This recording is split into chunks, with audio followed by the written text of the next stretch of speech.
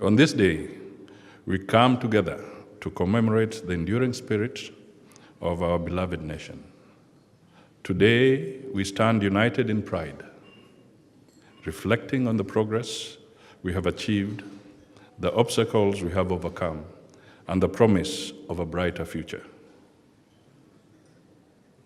In the intricate tapestry of Kenya's history, each thread narrates a story of resilience, diversity, and progress.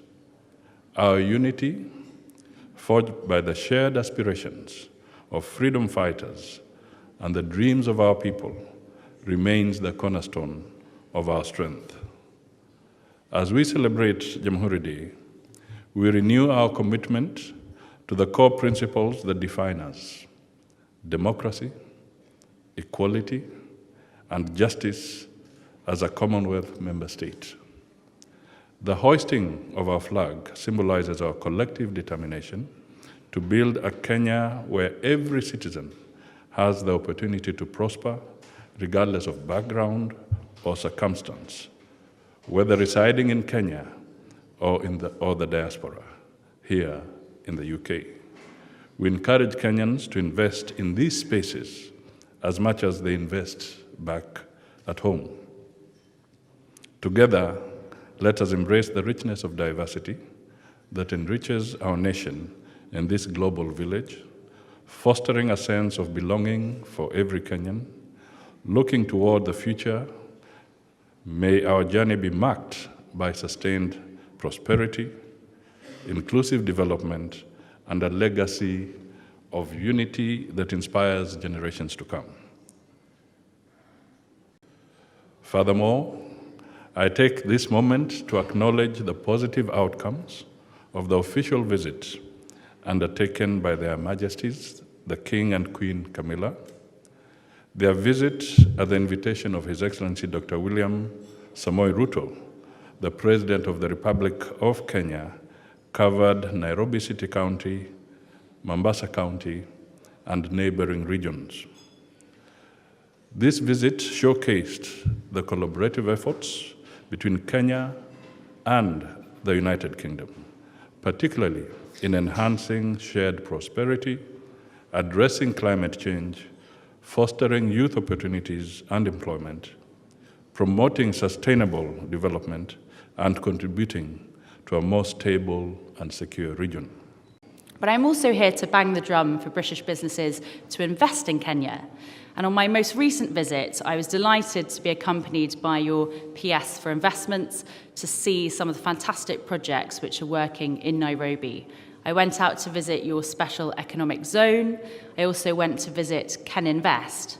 And I have to say, having been to many countries in Africa over the last 2 decades, I was really struck how Kenya is really open for business. You are very welcoming to foreign investors, and I was so impressed with Ken Invest to really see a one-stop shop where if I'm a British company looking at opening in East Africa, where you really are the gateway, that you really do try and reduce bureaucracy on businesses and try to improve the ease for financial transactions. I just wanted to touch on some highlights of my visit. So I was absolutely delighted during my visit just 2 months ago that the UK and Kenya signed a major project for the Grand High Falls Dam, which I think is a huge testament to our partnership. And I also got to visit one of our flagship projects, which I know the Prime Cabinet Secretary has been a huge supporter of, and that, of course, is Nairobi Railway City. And on his most recent visit to London several weeks ago, we actually got to visit King's Cross and London Bridge stations. And the architects of these 2 railway transit hubs in the UK have won the bid in Kenya to build your station in Nairobi.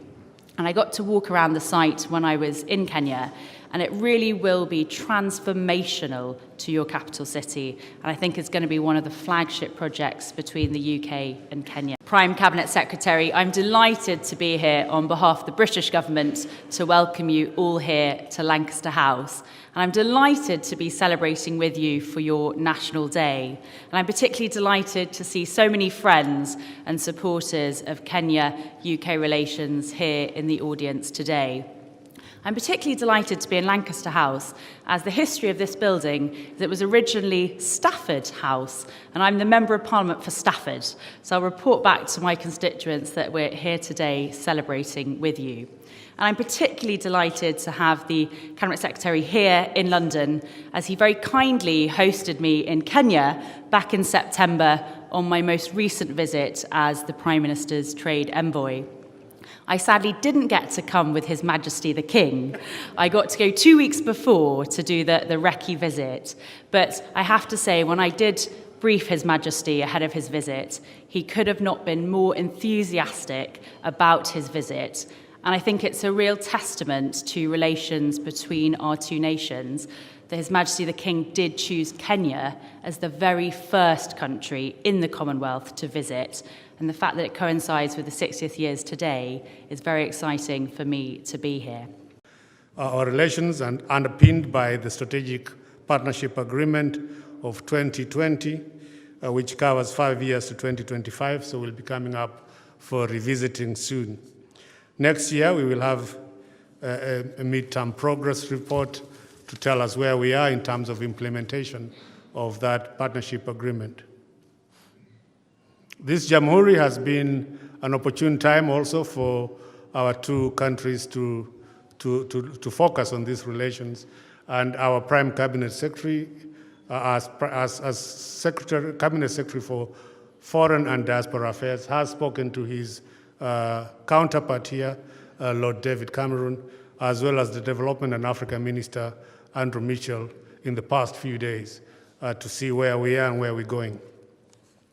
Excellencies, ladies and gentlemen, another key milestone for us in the last few years was the signing of the UK-Kenya Economic Partnership Agreement, which was an important step in strengthening bilateral relations and securing market access, especially after Brexit. And of course, for Kenya, the next stop is having a discussion around services, which is key for Kenya in terms of how we progress our relationships.